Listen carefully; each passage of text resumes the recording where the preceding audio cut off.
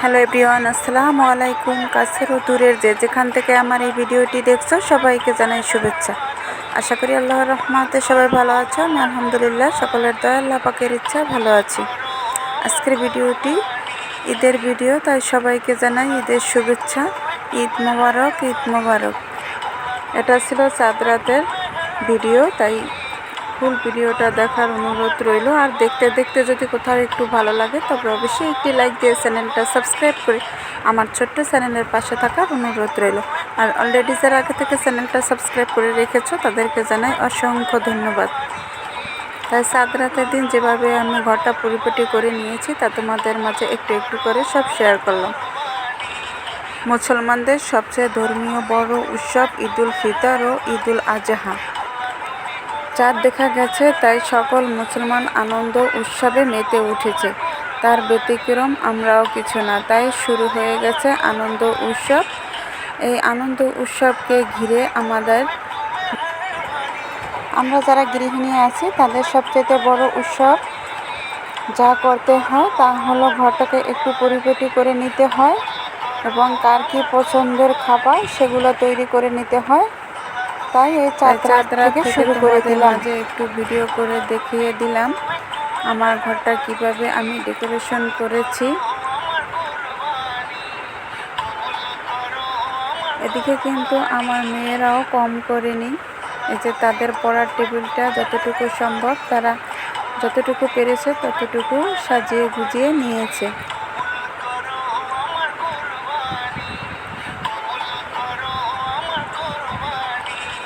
এগুলো ওদের ডায়েরি, তা এক সাইডে রেখে দিয়েছে। আর এই যে এইগুলা আমার মেয়েরা নিজের হাতে আর্টিস্ট করেছে। আমার কাছে তো খুবই সুন্দর হয়েছে। তোমাদের কাছে কেমন লেগেছে তা অবশ্যই কমেন্ট করে জানাবে। পাথরের উপর যে আর্টগুলো করেছে সে আর্টগুলো কিন্তু আমার কাছে খুবই ভালো লেগেছে। তোমাদের কাছে কেমন লেগেছে তো অবশ্যই কিন্তু কমেন্টে জানাবে। যে ছোট মানুষ করেছে, তোমাদের ভালো মন্দ কমেন্টেও আর্ট করার আরও কিন্তু উৎসাহ বেড়ে যাবে।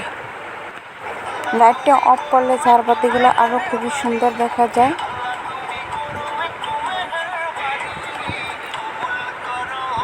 আরও সুন্দর লাগে, কিন্তু ক্যামেরায় কিন্তু এতটা বোঝা যাচ্ছে না। করে আমি চলে যাব অন্য রুমে। এখানেও কিন্তু একই চাদর নিয়েছি। আমি দুইটা রুমে কিন্তু সবই সময় একই চাদর ব্যবহার করি, একই কালার একই ডিজাইনের।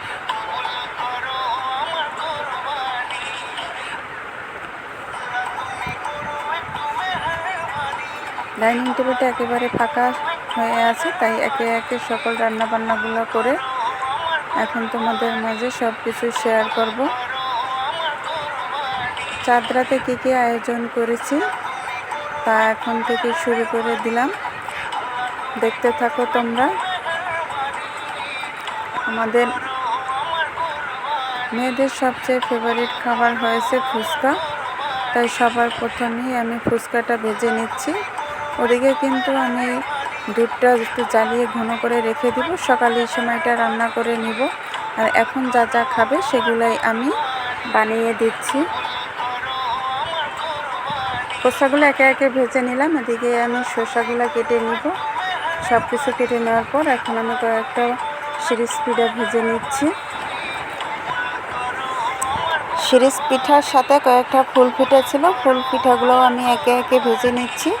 এই পিঠাগুলো রমজানের ঈদে বানিয়েছিলাম,